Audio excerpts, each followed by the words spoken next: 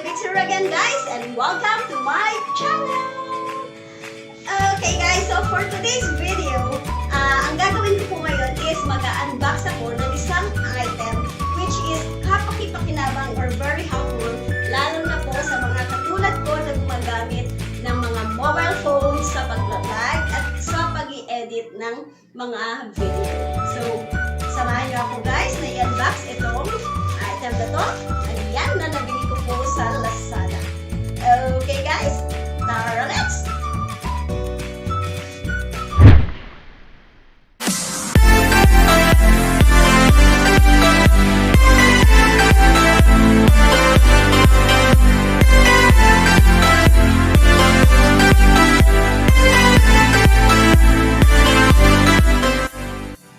Okay guys, so ready na ang aking gunting to open this package. Okay guys, 1, 2, 3, Kiran! Ayan guys, so ito guys is my smartphone video kit. So ang brand niya is from Ulanzi. Ayan, nabili ko sa Lazada sa One Gadget, and yeah, this is very helpful kasi may time na gumagamit ako ng mobile phone sa pagte-take ng video ko kasi mas malinaw yung mobile phone camera kaysa dun sa camera ng aking laptop. So this is the reason kung bakit ko siya binili. Okay guys, are you ready? So let's see what is inside the box of this Ulanzi Smartphone Video Kit. Okay, check na natin. Ayan. Having a good quality sound of voice. Siyempre, mas maganda yung magiging quality ng ating video. Okay, so eto siya, lagay natin dito. Okay, yan, para model. So what's inside of this pouch? So may hard case siya guys, ayan, to protect the item. And ayan, binigyan din ako ng resibo. By the way guys, ilalagay ko yung description below just in case you want to buy this kit. Ilalagay ko yung link ni seller sa Lazada. Okay, so what's inside the box is charan! So we have the tripod. Okay, so here's our tripod. Wow, napakaganda. So with the look, tingnan nyo guys, super ganda niya. And it looks sturdy. We have the manual. Okay. So I have the manual guys. So this is Sairen VM-Q1. So I guess Ulanzi and the Sairen, they are a tie-up. Okay, next, meron din siyang pouch bag. Ayan. Of course, here's the mic guys. Ayan. So, ang brand niya is Sairen. And meron tayong, ito yung pinaka-bracket niya or yung holder ng ating phone. Ayan siya guys. Wow. And Ulanzi rin ang kanyang brand. That's great. And we have the microphone. Ayan, microphone shock mount. Dito natin siya ilalagay, and eto naman ang ikakabit natin mamaya dito.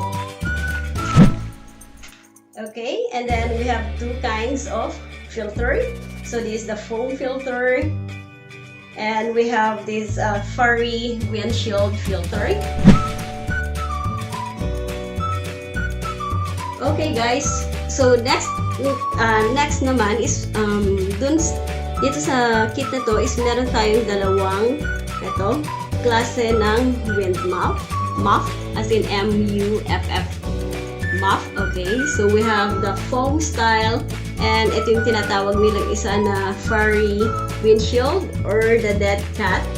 Okay, so first i-discuss ko lang saglit ito guys. So itong foam na to, wind muff foam.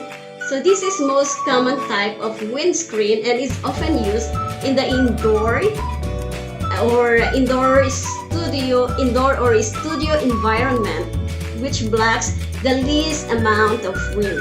So, ito yung gamit neto guys. Ginagamit ito most of all dito sa mga indoor lang. Okay? Sa bahay nyo, sa loob ng studio nyo. And itong gamit naman ng dead cat na to or itong furry windshield na tinatawag. So, this is best choice for anyone with a tight budget. So, this one blocks wind but allows audio to pass through without losing the high frequency response of a microphone. Ayan. So, normally ginagamit ito guys sa outdoor. Okay? Kung saan malakas ang hangin sa labas ng ating bahay or kung nasaan, lugar man kayo. Ayan. Para masala niya. Okay? But for the best result guys, actually, pwede nyo namang i-combine itong dalawang to.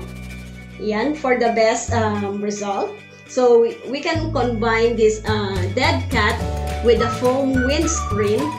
So, for an event, better effect to block the wind blowing at a high speed, like 6 ms, so about 13 mph guys. So, yan, pwede natin siyang i-combine for a better result. Okay guys, so as you can see, meron tayong dalawang cable. Yung isa is, ayan nga, sabi ko nga, nalagyan na siya ng 4 phone. Ayan. So, ito yung gagamitin natin. Itong isa is TRS to TRS output audio cable and yung isa is TRS to TRS audio output cable. So, ang pattern ng mic na to guys is yung tinatawag na cardioid. So, ayan, itong feature na to. So, yan yung tinatawag na cardioid. Parang pag-ganon, tapos may pag-ganon. So, i-assemble ko na guys. First, itong pinaka-bracket niya. Ayan. Paikot ko lang siya. Okay, nice. And second, ilalagay ko itong mic, yung shock mount niya. Microphone shock, shock mount. So, ipitan nyo lang guys para hindi siya malaglag at para maano siya, may connect mabuti. Next thing to do is itong ating Sairen VM-Q1 microphone. So, lagay ko rin dyan. Okay. And next naman guys is itong, ayan, so any of your choice. So, let's try to use this one. The furry windshield. And after that, I'm ready to connect this one dito. Ayan. Dito siya i-connect. Going to my mobile phone. So, lalagay ko yan dyan. And i-connect ko lang dito. Kung saan pwedeng ilagay yung microphone, headphone, or headset. Ayan. So, that's it guys. And now, I'm ready to use this Ulanzi video kit for smartphone. So, I'm really excited guys. And later, I'm going to try kung ano yung magiging result using this microphone, this Sairen VM-Q1 microphone. Kung mas magiging maganda ba yung magiging output ng voice ko dun dito sa microphone na to habang gumagawa ko ng video. So, samahan nyo ulit ako guys and stay tuned.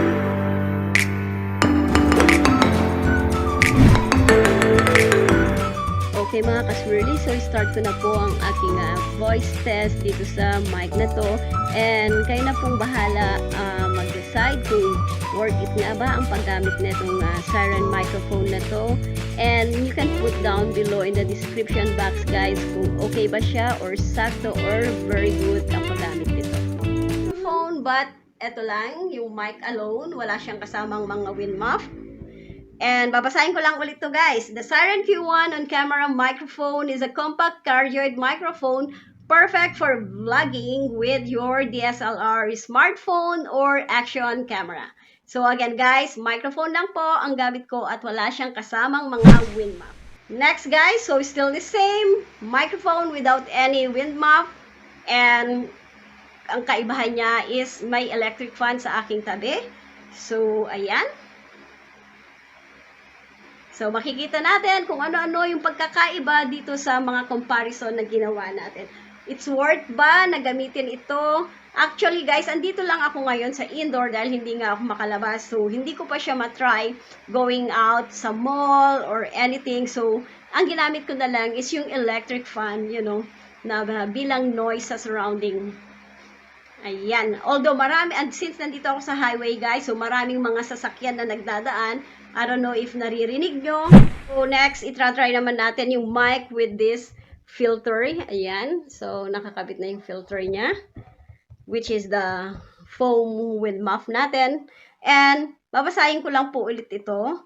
So, the Sairen VM-Q1 camera microphone is a compact cardioid microphone perfect for vlogging with DSLR, smartphone, or action camera. So, again guys, ang gamit ko lang dito ay ang aking microphone with Wind Muff. Okay, to continue guys, so I'm still using the microphone with the foam Wind Muff. And right now, gamit ko ang aking electric fan. So, tingnan natin kung ano yung pagkakaiba nung bawat isa. Okay, sa bawat paggamit natin ng ating Wind Muff. So, gamit ko po ang aking electric fan, again, at ang aking microphone with the foam Wind Muff. Okay guys, so next naman, yan, gamit ko na ang aking still my microphone, the Sairen VM-Q1 microphone with this dead cat or furry windshield yan, filter. Okay, so babasahin ko ulit to guys.